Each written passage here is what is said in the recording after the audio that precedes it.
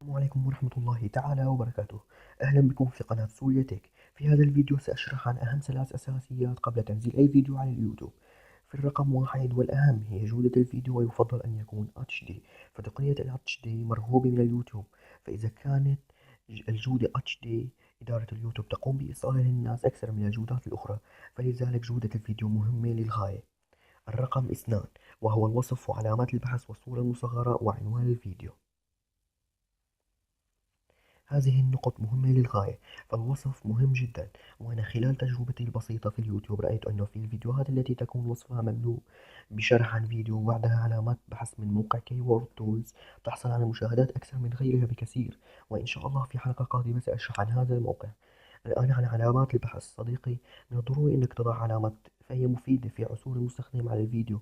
يعني مليها على الآخر، أنت لن تخسر شيء، بالعكس الفائدة لإلك بإذن رب العالمين. كمثال، عم تشرح لعبة، قم بوضع علامات تنزيل اللعبة، تحميل اللعبة، داونلود. يعني حاول كتر مفردات وقم بملئها. والآن نأتي للصورة المصغرة.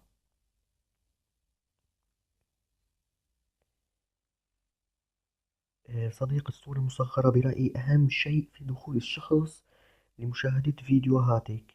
يمكنك إنشائها إما عن طريق برنامج بيكس آرت أو أي برنامج أنت تفضله.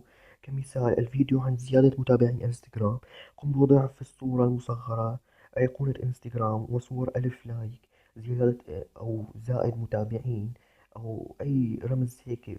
يعني بخلي المشاهد ينجذب ويدخل الفيديو خاصتك.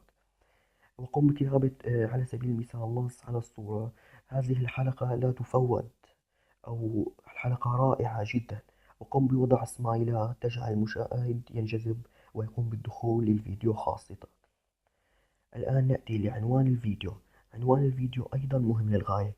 في الآونة الأخيرة أصبح المشاهد ينجذب إلى العناوين المبهرة أو المفخمة، وليس العناوين المفيدة. كمثال، شخص يضع عنوان الفيديو: خلال ثواني ستقوم باختراق شبكة بطريقة خرافية، فينجذب المشاهد إلى هذا الفيديو ويقوم بالدخول إليه.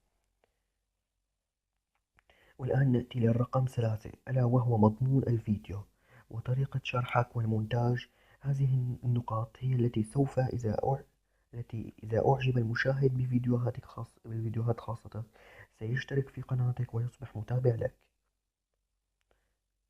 صديقي، إذا كنت لا تستطيع الشرح بطريقة عفوية، يعني تخرج الكلام وأنت تشرح مباشرة، تستطيع كتابة النص كاملا على ورقة وأنت تقوم بتسجيل فيديو، تقوم بقراءته والمونتاج. يمكنك اختيار أي برنامج قد يريحك، مثل كاين ماستر أو فيديو شو لهواتف الأندرويد. طبعا نزلت من قبل فيديو لتنزيل برنامج فيديو شو وكاين ماستر من دون العلامة المائية المزعجة. تضع رابطهم أسفل الفيديو.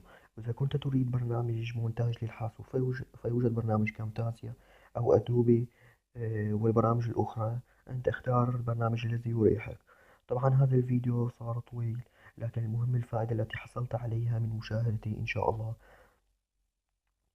إذا عجبكم الفيديو اشتركوا في القناة وفعلوا جرس الإشعارات ليصلكم كل ما هو جديد. وإن شاء الله في فيديوهات قادمة سأشرح عن طرق اكتشفتها في عالم الأندرويد. كل الروابط راح تكون أسفل الفيديو. والسلام عليكم ورحمة الله تعالى وبركاته.